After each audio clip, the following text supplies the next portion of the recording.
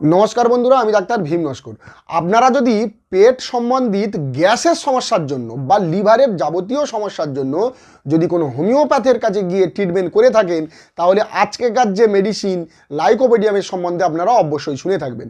বা যেসব পুরুষ তাদের সেক্সুয়াল পাওয়ারটাকে বাড়ানোর জন্য বিশেষত হোমিওপ্যাথের কাছে গিয়ে যদি ট্রিটমেন্ট করে থাকে, তাহলে আজকেকার মেডিসিন তারাও শুনে থাকবেন। এই লাইকোপোডিয়াম একটি deep acting homeopathic medicine, multi polycrest homeopathic medicine.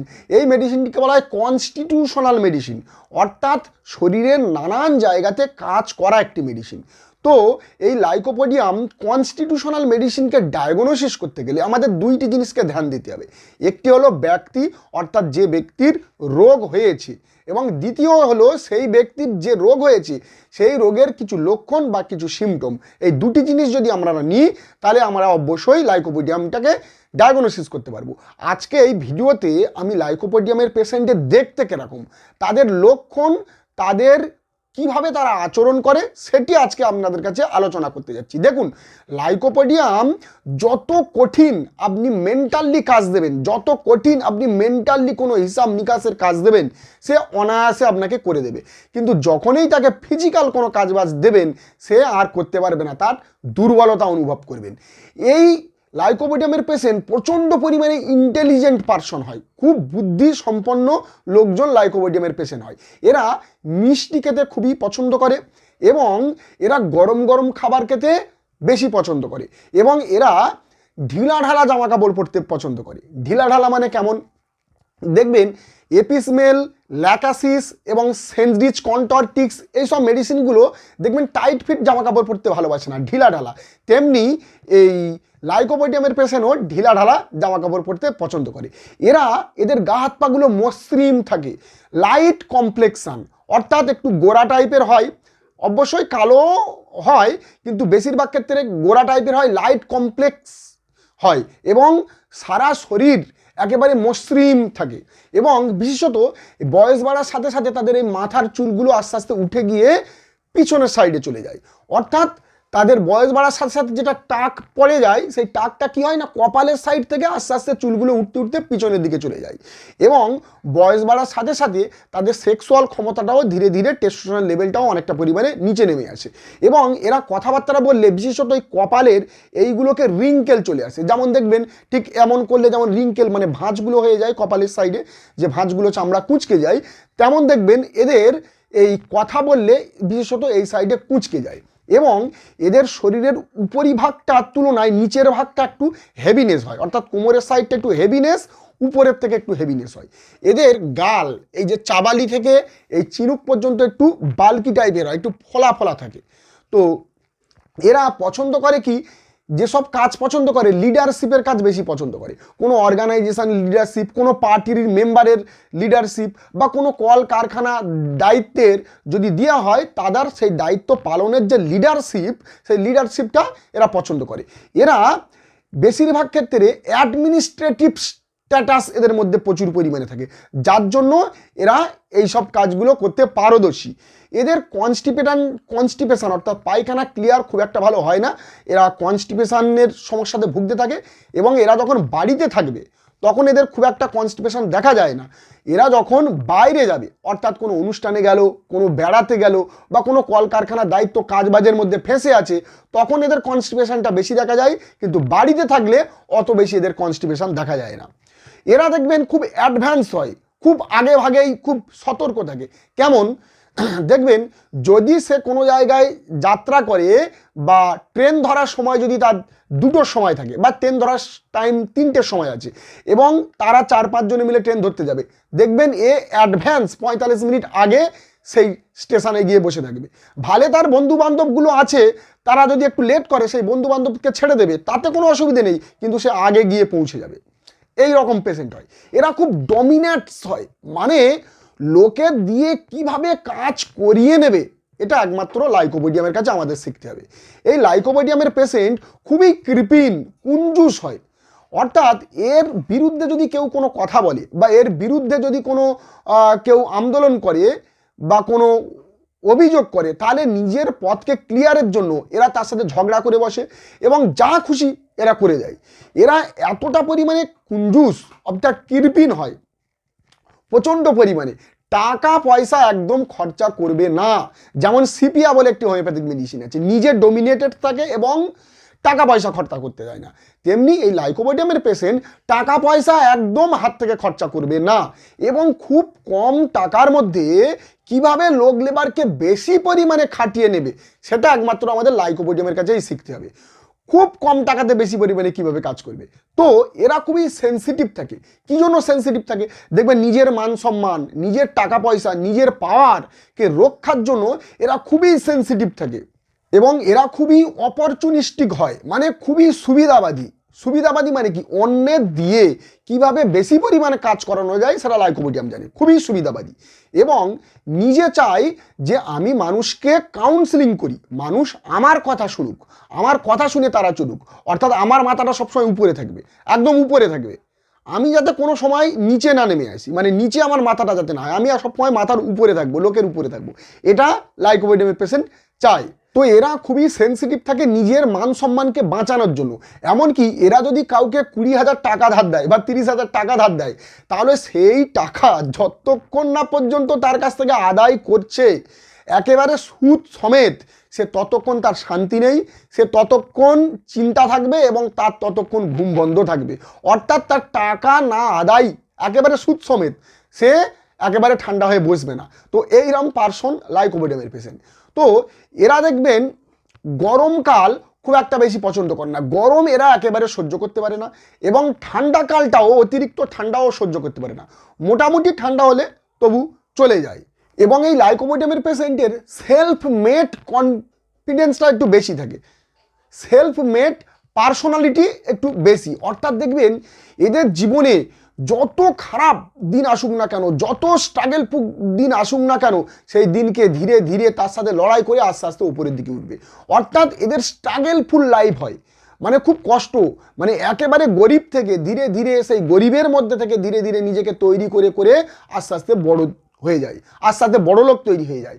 এবং যখন সে উপরে উঠে আসবে এবং সেই উপরে উঠে আসার যে কনফিডেন্স, যে পাওয়ার, সেই পাওয়ারটাকে একেবারে থেকে যায় এবং কেউ সেই কনফিডেন্সটাকে আর ভাঙতে পারে না। তো এরা গরমকাল পছন্দ করে না, শীতকালও পছন্দ করে না, মোটামুটি ঠান্ডা হলে চলে, গরম খেতে পছন্দ করে এবং এরা মিষ্টি খেতে পছন্দ করে এবং এদের সমস্ত রোগ লক্ষণ বিকাল 4টে থেকে রাত্রি 8টার মধ্যে বেড়ে যায়। এবং এরা দেখবেন একা একা থাকতে ভালোবাসে না, কোনো সময় এরা একা একা থাকতে ভালোবাসে না এবং একসাথে লোকজনকে নিয়ে থাকতেও ভালোবাসে না। তাহলে আপনারা কি বলবেন? যে একা একা থাকতে ভালোবাসে না, আবার লোকজনকে নিয়ে থাকো সেটাও থাকতে ভালোবাসে না। মানে এক্সাম্পল হিসেবে আমি বলছি, ধরুন আমি যদি লাইকোপোডিয়ামের পেশেন্ট হই, তাহলে আমি এই ঘরেতে বসে আছি, তাহলে আমি চাই না যে আমার সাথে আরও 5জন 10জন এখানে বসে থাকুক। আমি চাই যে তারা তাদের কাজ করে বাইরে অপেক্ষা করুক, তারা তাদের কাজ করি, আমি যখন অর্ডার করব তারা যাতে আমার সঙ্গে সঙ্গে আমার অর্ডারের সাথে সাথে যেন 5-10টা লোক আমার কাছে চলে আসে, এটা তারা চায়।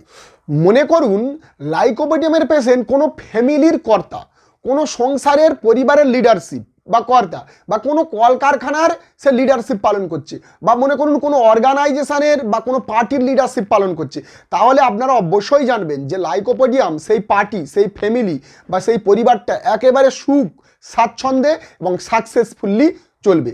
দে আর হাইলি ডিপ্লোম্যাটিক পিপল, মানে নিজের মান সম্মানকে রক্ষা করার জন্য সে যা কিছু করে বসতে পারে। They are very good teacher, they are very good lawyer, they are very good diplomats. মানে যেসব জায়গাতে কূটনৈতিক প্ল্যানের দরকার হয়, অনেক দেখবেন লিডারশিপের ক্ষেত্রে কূটনৈতিক প্ল্যান দরকার হয়, বা কোনো কল কারখানা, কোনো অর্গানাইজেশনের কোনো দায়িত্ব পালন করতে গেলে সেখানে হেভি পরিমাণ একটা কূটনৈতিক প্ল্যান দরকার হয়। আর যখনই কূটনৈতিক প্ল্যান দরকার হবে, আপনি লাইকোপোডিয়ামের পেশেন্টকে সেখানে বসে দেন, দেখবেন সেটা একেবারে সাকসেসফুলি ভালোভাবে করে বার হয়ে যাবে। তো দেখবেন লাইকোপোডিয়ামের পেশেন্ট হাসতেও পারে এবং কাঁদতেও পারে। কোনো দুঃখের যদি কোনো কথাবার্তা বলেন, দেখবেন লাইকোপোডিয়াম কেঁদে ফেললো, বা দুঃখ যদি সারাদিন থাকে তো সারাদিন এরা কাঁদতে থাকে। আপনি সান্ত্বনা দেবেন তবুও দেখবেন এদের কান্না বন্ধ হবে না। যদি কোনো মুভি চলে, দুঃখেরও যদি কোনো মুভি চলে, দেখবেন কোনো না কোনো জায়গায় যদি লাইকোপোডিয়াম পেশে থাকেন তার চোখ দিয়ে জল চলে আসবে। তো এরা দেখবেন নিজে কাজ করে এবং অপরকে দিয়ে কাজ করায়, মানে নিজে হাতে কাজ করবে এবং তার লোক লেবারকে দিয়েও অর্ডার করিয়ে কাজ করাবে। যেমন এর বিপরীত নাক্স ভূমিকার পেশেন্ট এবং প্লাটিনার পেশেন্ট কি করে, নিজে অর্ডার করে, নিজে কাজ করে না, অর্ডার করিয়ে কাজ করবে, সবসময় অর্ডার করাবে প্লাটিনা এবং নাক্স ভূমিকা। কিন্তু লাইকোপোডিয়াম নিজে কাজ করে লোক লেবারকে অর্ডার করিয়ে কাজ করাবে।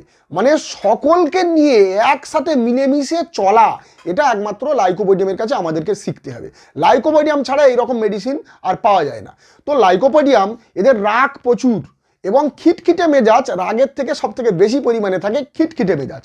মানে তার আন্ডারে যদি কেউ কাজ করে, তারা দেখবেন কেউ যদি স্লো কাজ করছে বা কেউ আস্তে আস্তে কাজ করছে, এবং লাইকোপোডিয়াম পেশেন্ট তাকে 2-3 বার বলেছে, 4-5 বার বলার পরেও সে শুধরাচ্ছে না, সে আস্তে আস্তে কাজ করছে, সে তার উপরে রাগ দেখাবে, খিটখিটে মেজাজ দেখবে এবং তাকে গালাগালিও করতে পারে, এবং তারপরেই আবার তাকে ভালোবাসবে, অর্থাৎ কামড়াবে আবার ভালোও বাসবে, মানে রাগও দেখাবে আবার ভালোও বাসবে। ওই জন্য লাইকোপোডিয়ামের কাজের কোনো কমতি হয় না, মানে ঘাটতি পড়ে না। লোক লেবারকে দিয়ে যখন কাজ করে তাদের কোনো ঘাটতি পড়ে না। এইবারে মনে করুন লাইকোপোডিয়াম কোনো ফ্যামিলির হাজব্যান্ড এবং তার স্ত্রী যদি পালসে ডিলার পেশেন্ট হয়, তাহলে দেখবেন তার স্ত্রীর যে পালসে ডিলার পেশেন্ট, একেবারে তার হাল পুরো খারাপ হয়ে যাবে, একেবারে তার দিন পুরো খারাপ যাবে। কারণ লাইকোপোডিয়ামের স্ত্রী যদি পালসে ডিলার হয়, সে সবসময় তাকে জোর করবে যে চলো সিনেমা দেখতে যাই, মুভি দেখতে যাই, পিকনিকে চলো বা পার্টিতে চলো। কিন্তু লাইকোপোডিয়াম এসব একদম পছন্দ করে না বা ভালো করে না। লাইকোপোডিয়াম বলে দেবে যে ঠিক আছে, তুমি আর পছন্দ তুমি যাও, আমি তোমাকে টাকা দিয়ে দিচ্ছি, তুমি টাকা নিয়ে চলে যাও, কোনো অসুবিধা নেই, কিন্তু আমি যাব না, সে চায় না। এটা একটা বিশাল সমস্যা। এবং লাইকোপোডিয়াম চায় কি, যে তারা আমার বাড়িতে আসুক, 2-5 জন লোক আমার বাড়িতে আসুক, আমার বাড়িতে পার্টি হোক, সেটা ঠিক আছে, কিন্তু খুব বেশি লোকজন নয়, একেবারে অনেক লোকজন এসে পার্টি করবে তা নয়, কম লোক আসুন, কেন এর মধ্যে কৃপণতা পাওয়া যায়। কম লোক আসুক, এসে আমার বাড়িতে পার্টি করুক, আনন্দ করুক, ঠিক আছে, কিন্তু আমি বাইরে যাব না, এটা চাই। এবার দেখা যায় যে এগুলি হচ্ছে লাইকোপোডিয়ামের একটা লক্ষণ বা লাইকোপোডিয়াম একটা পার্সন, যে যাকে আমরা কিভাবে লাইকোপোডিয়াম ওষুধ থেকে ডায়াগনোসিস করব। তো এই সিমটমগুলো পেলে আমরা লাইকোপোডিয়াম সেখানে ডায়াগনোসিস করতে পারবো। এইবারে মনে করুন লাইকোপোডিয়াম কোনো কারণ বয়সে মানে কোনো কারণবশত ডিসঅ্যাপয়েন্টেড হয়ে গেছে, তাহলে সে রোগের মধ্যে চলে যাবে। ডিসঅ্যাপয়েন্টেড মানে সে লাইকোপোডিয়াম এমনি ভালোবাসে না, কিন্তু যদি কারোর সাথে প্রেম হয়ে যায় বা ভালোবাসা করে ফেলে এবং সেই ভালোবাসাটা সে যদি না পায়, তাহলে তার দেখবেন একেবারে ভেঙে পড়বে, অসুস্থ হয়ে পড়বে, বা সে কোনো অ্যাম্বিশন নিয়েছে, সেই অ্যাম্বিশনটা সে অনেক চেষ্টার পরেও সাকসেসফুলি করতে পারছে না, তাহলে সে দেখবেন ভেঙে পড়বে এবং রোগের মধ্যে পড়ে যাবে। তাহলে লাইকোপোডিয়াম ছিল একটা পার্সন, একটা ব্যক্তি, সে পড়ে যাবে একটা পেশেন্টে, মানে রোগীতে পরিণত হয়ে যাবে। যখনই সে রোগীতে পরিণত হয়ে যাবে, তখন দেখবেন সে আগে যেরকম বক্তৃতা দিত, যেরকম লিডারশিপ দিত, কোনো ভয় পেত না, ডার্সে বলে দিত, তখন দেখবেন আর সে আর ডার্সে বলতে পারছে না। আগে যেমন স্পষ্ট কথা, এক কথায় কাজ মিটিয়ে দিত, সে আর সেইভাবে বলতে পারছে না। যে কেস অনায়াসে নিয়ে নিত, সেই কেস আর নিতে পারছে না, তার কাঁপুনি চলে আসছে, তাহলে সে একটা পেশেন্টে পরিণত হয়ে যাবে। এবং যখনই পেশেন্টে পরিণত হয়ে যাবে, তখনই লাইকোপোডিয়াম তার দেওয়ার ক্ষেত্র আসে। তো এরা খুব স্টিঙ্গি, খুব গ্রেডি হয়, যার জন্য এরা একেবারে শেষ হয়ে যায়। মানে স্টিঙ্গি মানে খুবই কৃপণ, খুবই লোভী, এবং নিজের পাওয়ারকে রক্ষার জন্য এরা একেবারে ধীরে ধীরে পুরো শেষ হয়ে যায়। মানে যতটা টাকা আছে সে চায় যেন আমি আরও টাকা ইনকাম করি, আরও ইনকাম করে আমার আরও হোক, এরা এটাই চায়।